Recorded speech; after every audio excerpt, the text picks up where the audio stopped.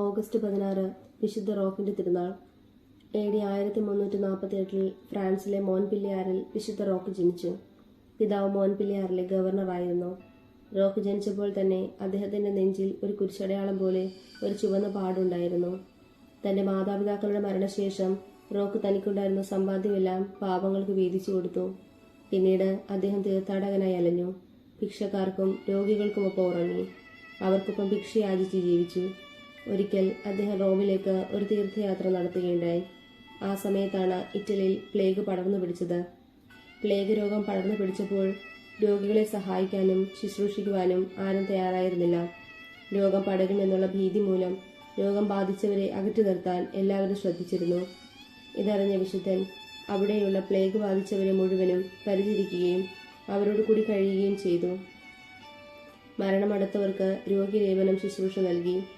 നിരവധി രോഗികൾക്ക് റോക്കിന്റെ പ്രാർത്ഥനയിൽ സൗഖ്യം ലഭിച്ചു. ഒടുവിൽ വിശുദ്ധനും പ്ലേഗ് ബാധിതനായി. അദ്ദേഹം സമീപത്തുള്ള ഒരു വനത്തിലേക്ക് ഏകനായി പോയി. പിന്നീട് അവിടെയാണ് അദ്ദേഹം കഴിഞ്ഞത്. റോക്ക് വനത്തിനുള്ളിലേക്ക് പോയപ്പോൾ ഒരു നായ അദ്ദേഹത്തെ പിന്തുടരുകയും അദ്ദേഹത്തോടൊപ്പം കഴിയുകയും ചെയ്തു. എന്നും എവിടെയെങ്കിലും പോയി റോക്കിനുള്ള ഭക്ഷണവുമായി ആ നായ വരുമായിരുന്നു. നായയുടെ ശുശ്രൂഷയിൽ വിശുദ്ധൻ വേഗം തന്നെ ജീവിതത്തിലേക്ക് തിരിച്ചു വന്നു. രോഗം അത്ഭുതകരമായി സുഖപ്പെട്ടു. പിന്നീട് നാട്ടിലേക്ക് തിരിച്ചു വന്ന വിശുദ്ധൻ കഠിനമായ ഭക്തിയും കാരുണ്യവും നിറഞ്ഞ അനുതാപത്തോടു കൂടിയ ആശ്രമ ജീവിതം നയിച്ചു. എന്നാൽ അന്നത്തെ ഗവർണറായിരുന്ന റോക്കിന്റെ അമ്മാവൻ അദ്ദേഹത്തെ തിരിച്ചറിയാതെ തീർത്ഥാടകന്റെ വേഷം ധരിച്ച ചാരൻ എന്ന മുദ്രകുത്തി അദ്ദേഹത്തെ തടവിലാക്കി. 5 വർഷം അതിക്രൂരമായ ക്ലേശങ്ങൾ സഹിച്ച് തടവറയിൽ കഴിഞ്ഞു.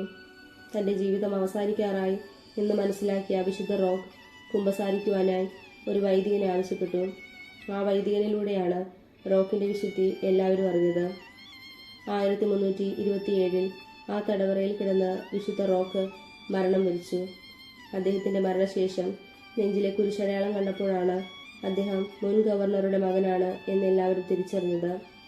മഹാമാരികൾക്കും പ്ലേഗിനുമെതിരെ ഇന്നും വിശുദ്ധന്റെ മാധ്യസ്ഥം നാം വിളിച്ചപേക്ഷിക്കുന്നു.